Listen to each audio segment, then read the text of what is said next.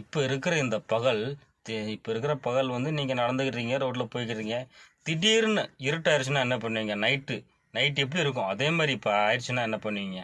அப்படித்தான் இப்போ ஒன்று நடக்க போகுது. அதுவும் 1 நிமிஷம் 2 நிமிஷம் கிடையாது, கிட்டத்தட்ட 6 நிமிஷம். அப்படியே உலகம் ஃபுல்லாக, இங்கே மட்டும் கிடையாது, எங்கள் தமிழ்நாடு இந்த வேர்ல்டு ஃபுல்லாக அப்படியே கம்ப்ளீட்டாக இருட்டாயிரும். ஆமாம். என்ன ரீசன் பார்த்தீங்கன்னா சூரிய கிரகணம் வரப்போகுது. சூரிய கிரகணம் எப்போ வரப்போகுது பார்த்தீங்கன்னா ஆகஸ்ட் 2ஆம் தேதி 2027 வரப்போகுது. இப்போ வந்து 2020 அதுக்கு முன்னாடியே எப்படி இதுக்கு வந்து இதை பற்றி ஏன் நிறைய பேர் பேசுகிறாங்கன்னு பார்த்தீங்கன்னா, அதை பார்க்குறதுக்கு அவ்வளோ பேர் ஆர்வமாக இருக்கிறாங்க.